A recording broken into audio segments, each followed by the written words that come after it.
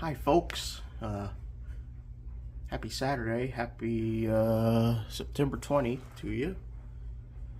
And well, you're looking at I guess this is my computer setup. It's the only computer I have. little laptop. I use it pretty much for everything. I use it for the Wednesday live streams.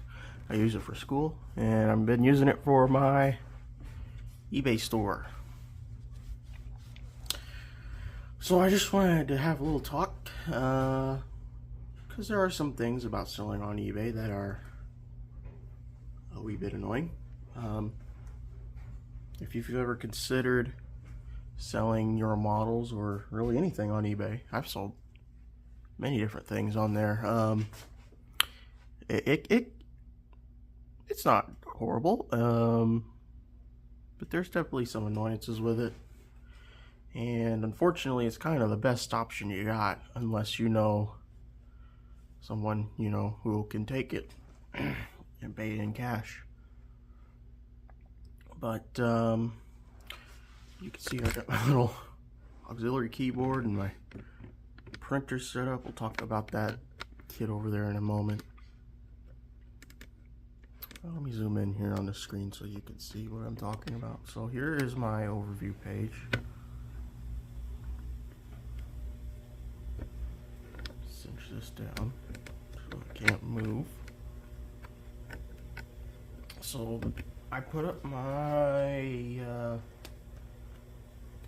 little kits, little part of my stash on Monday, I believe, Sunday or Monday.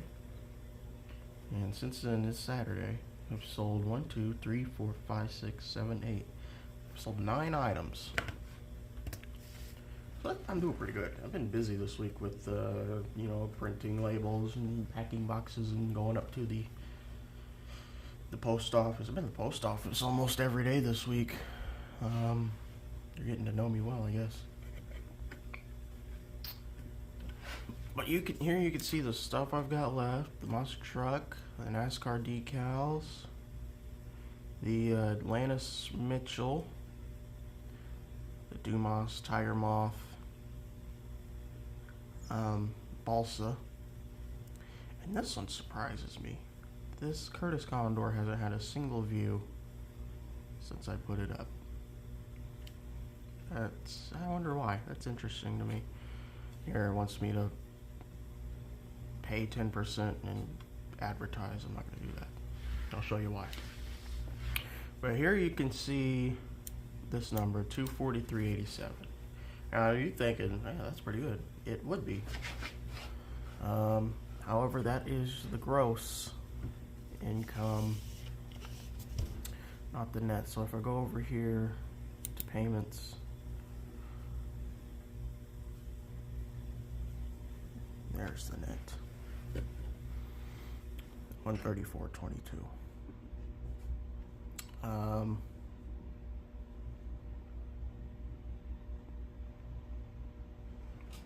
Yeah, it's a lot, which is why I wouldn't be able to just give these kits away, for pennies on the dollar. I'm undercutting most of the prices I saw, but still gotta be able to make something out of it.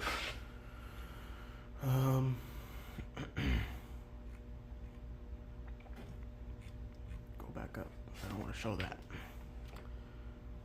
So we click on this and it'll give us our breakdown of our net.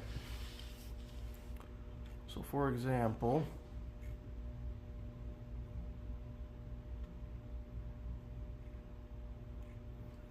here's the first one.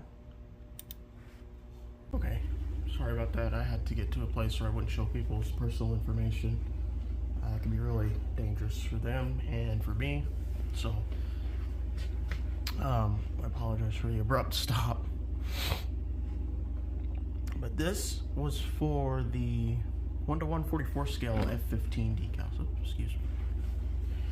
Now I put that up for $6.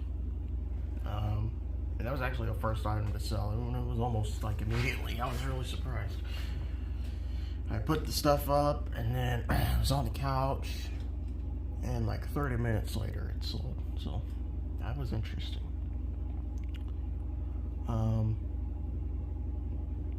Here you can see the subtotal.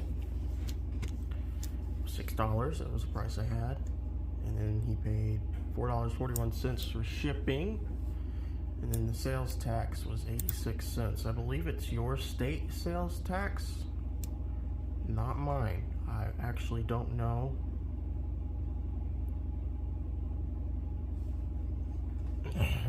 Anyway, so here was the gross total. You can break it down here.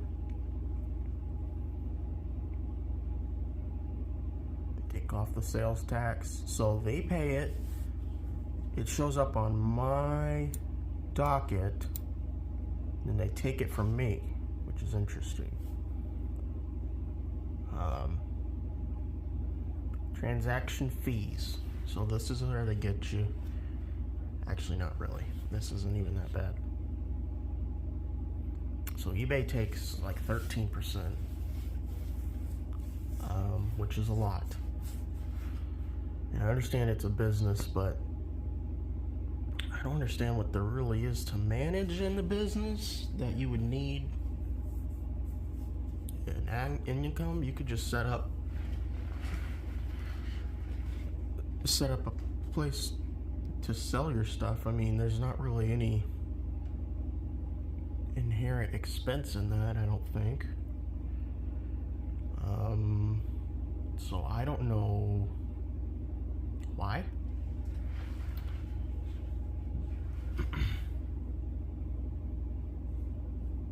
Especially when you already pay shipping. So this says may include international deposit and final value fees. Like, that's what you're paying the shipping for. So they're just kind of getting it twice. And then the shipping, $4.41. So this is the gross. Remember, I listed this for $6, and that's what I'm making on it. So you only make about 2/3 of what you listed for it. I will pause this here and I'll show you another example, a more egregious example. Here's another one. This is for the Hasegawa HMS Vanguard. I listed it for $40 because that's what I gave for it. Shipping, $10.36, and then $3.53 sales tax. Comes out to $53.89. And then they get you there again with the transaction fees for $7.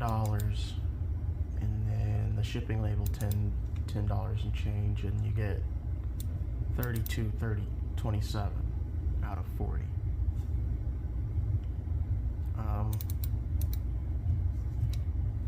So I technically lost money on that, which I understand. I mean, that's not a big deal, you know. I mean, it's not like this is my full-time job or anything. But this is what you gotta watch out for in this, because they will get you. And you saw that beginning number was $240 and something, and I've actually only made 130 something, I think. But yeah, it's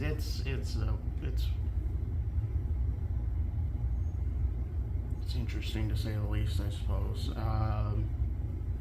But this is really the only game in town. I mean, you could do Facebook Marketplace, but you don't know what's going on up there.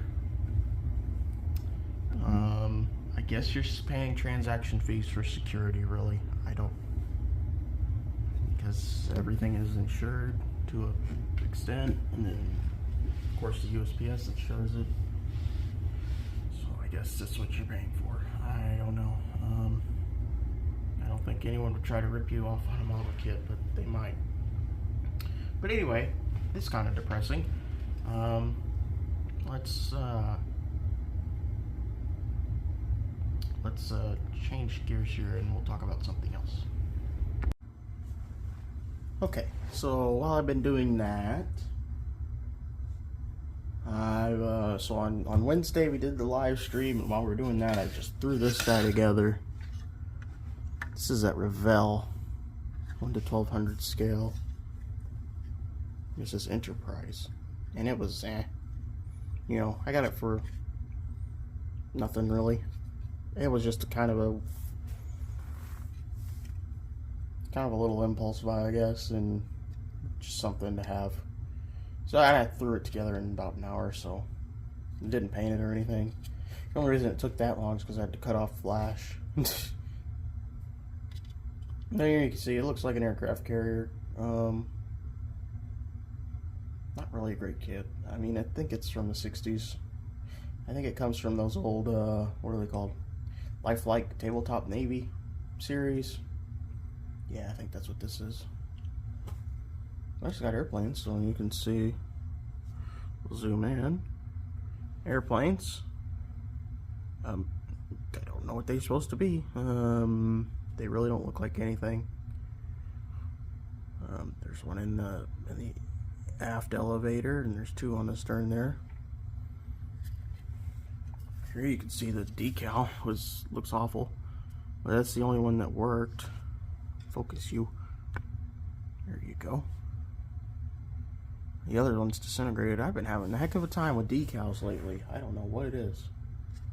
But yeah, there it is. Carol thought it was cute, I guess, and decided to take it, so giving it to her. Now, speaking of Carol, she went to the show with us, of course, and bought some things, and this was one of them. So this is a Tyrannosaurus Rex skeleton from Bandai. And what's really interesting about this is the series it's in is called Limex. And the polystyrene is made with limestone in it. And it can, of course it won't now, I don't think, but it can leave white residue, little dust. But it is super soft, super flexible. I don't want to break it here, but just to show you, very flexible. And it takes glue exceptionally well. To make it extra thin, soaks it right up. But I thought that was interesting. There was a write-up on the box about the limestone and stuff. They use it as you know, environmentally friendly, and there's plenty of limestone in the world. So I thought that was interesting. And then the other day I just came home from work. Started work on this. This is by Pit Road.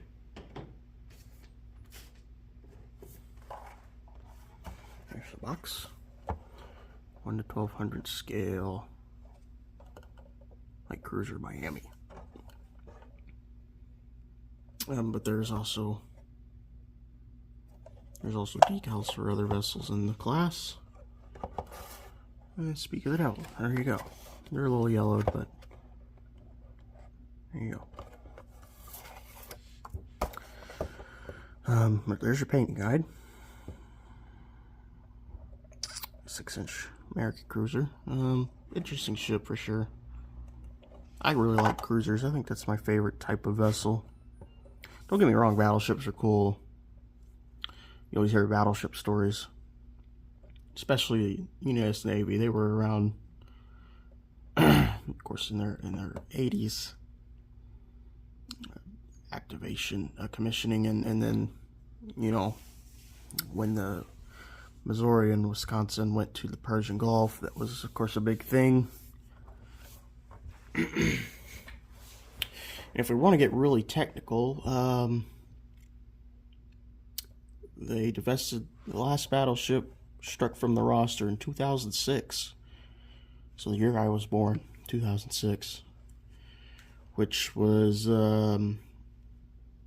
Iowa. Yeah, she was laid up in the reserve fleet until 2006, and then became a museum 2012 in Los Angeles. I'd like to get out there one day just to see Iowa. I really don't care for the city all that much.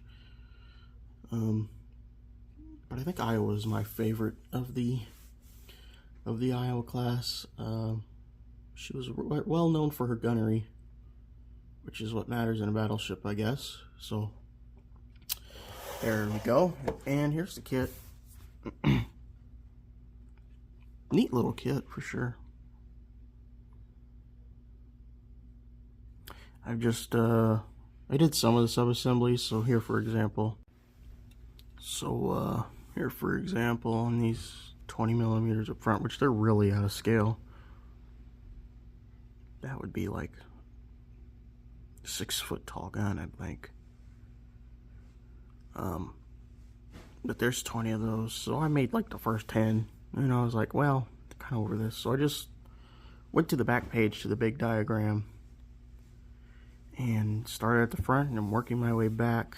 I've gotten to midships, so everything from this first funnel forward is done.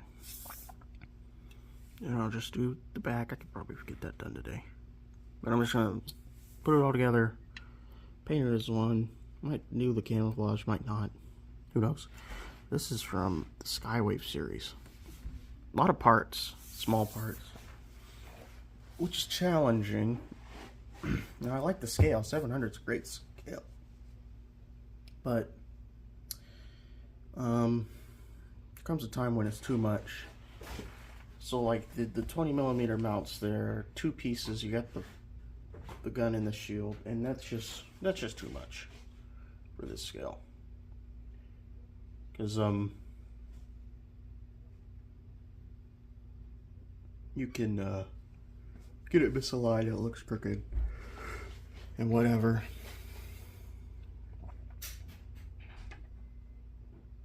Now the 700 scale waterline series that Tamiya, Hasegawa, and Aoshima do, I like those. Those are cool. And they're just right. You know, they're not too complicated. And they're not too low fidelity. They look just right. Now, because in this scale, you really wouldn't see stuff like deck plating or stuff like that. It's just out of scale. Planking and stuff. And these guns are, of course, they're huge. They're bigger than the anchors. But it's a good little kit, I guess. Now, I'll show you the runners here. Here you go. You get 2 of these. This is C. It's kind of a generic runner. There's a Kingfisher. Lots of duplicates stuff, of course. Because some of these things you only need one of, like the air search radar.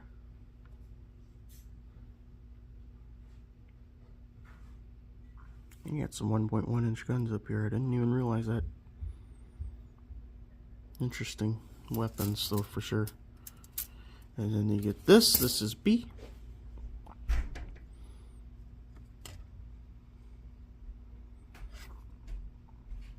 Got left some boat davits and some gun tubs and aircraft crane. So, yeah, just been slapping this together. Do this. Gotta do work on some Constitution. And then, yeah, the last thing I'm going to do here real quick is show you what I've got left. And if you want, of course, eBay store in the description. If you want to combine shipping, I do that. So we'll switch over here and I'll show you that stuff. Okay, so here's what I have left. You'll have to excuse me, it's cold down here. I got my robe on.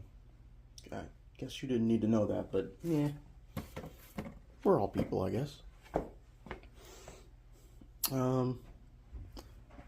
Fortunately, a lot of this is still Aaron's. I feel bad for him because of course he gets some out of it. This is his kids.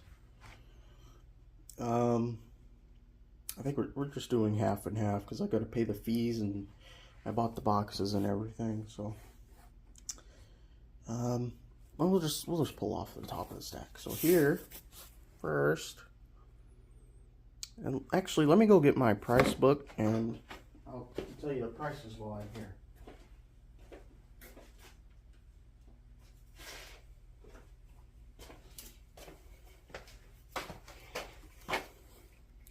Okay, so first is these Ryan Newman decals. This is a cool looking car. It's a Dodge. Just went to build a model. And this is a, you can watch the 2003 Rockingham race, which is the one that Ricky Craven won, I believe. That's a good race. But on these I have 18, and I might take that down to 15. Yeah, probably will. So this fits the Revell kit, the Revell Dodge kit. Good decals too. I've opened them before. Comprehensive for sure. Next, of course, is this Curtis Condor by Glencoe. What a neat airplane, really. American Airlines. I'm sorry, American Airways. I wonder if that's for copyright reasons. And that looks like New York down there. All complete. And on this one we have 20.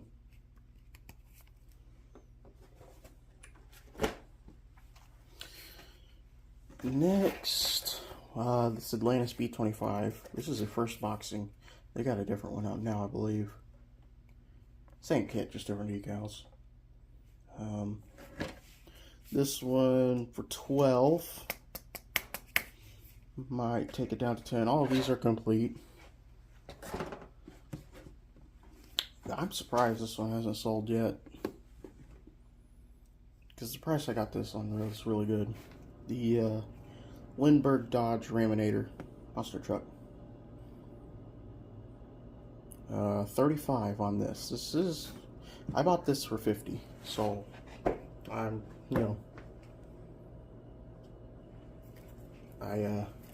letting it go for less than I got it. And it's worth 50, and it's definitely worth 35, and it's heavy. And then finally, this Dumas Tiger Moth balsa kit. We've got 25 on it. Now, all these together come to 110. And if you'd like them all in a lot, then I do 85, 90 probably. Probably 90. And I'd ship them out to you. Just be one shipping ticket in a big box. Now, I was thinking about this, trying to sell this, So here's the pitch. This would be a great gift for not a beginner, because some of these, this is not a beginner. This probably not a beginner either. That would be fine as a beginner, but this definitely not. So not for a beginner, but maybe a year 2 or 3 modeler. Someone who's watching YouTube, learning techniques and stuff. This would be great for them. Of course, I know it's only September and the place I work's got Christmas out already, and I dislike that. I refuse to go in that area until at least after Thanksgiving. But this would be great Christmas gift package for not a beginner, but definitely a younger modeler who wants to either build up, a small stash or further their horizons. So, for example, you get them a decal set, and they can learn to use aftermarket decals, which opens up a whole host of possibilities for them. Because this is the only way you can get this car. So they can learn how to use aftermarket decals, how to make it fit. That would be great. This kit, this is an exercise in fitment and filling and sanding. You really have to watch this one and reading, because the instructions in this have words, not just pictographs. So that would be a great exercise in people call them basic modeling skills, but I mean really with the kits these days they're not so anymore. But definitely seam work and of course rigging.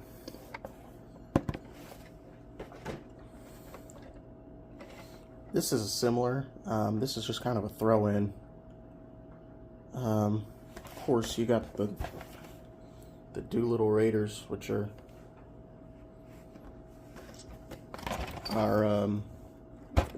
probably most famous use of the B-25. It comes with a stand. Now, if you want to do the Doolittle Raiders, you could take a piece of cardboard or thin piece of particle board and paint it as the deck of the Hornet and tie down the airplane. So that'd be an exercise in diorama making. This one is, of course, decals, because there's lots of decals. And another exercise in studying the instructions, because if you don't put this one together right, it will fight you. But it is huge and really cool when it's done. I've seen one before.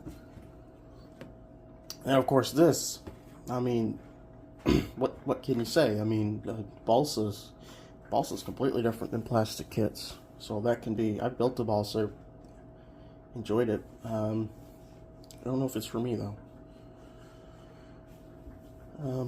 But yeah, that would be just an exercise in new things, really. So really, each one of these offers something a little bit different in the modeling world. But these are just my ideas. Of course, you can do whatever you want with the kits. I don't care. But if you want all these as one, 90 will take it. Of course, I've got them listed all for 110. And that's a lot less than retail. Like I said, this is usually about 55. And I've got it for 35. And this usually is about 40. And I've got it for 25 here. So that's it. Thanks for watching. My videos have been getting long lately. I'm very sorry. If you want shorter videos, excuse me. Tell me, please. I read all the comments because I don't get very many, but I read them. But yeah, I'm going to sit down over there and work on that little ship. Hopefully these will sell sometime soon. Like I said, all of mine are going toward getting that 350 scale Vanguard, which is an awesome kit. I've seen pictures of it. It looks amazing. Interesting vessel for sure. So, thanks for watching. Sorry about the length. If you want shorter videos, I'll make them. And please buy my kits. Kidding. If you don't want them, don't buy them. And we'll see you next time. Bye-bye.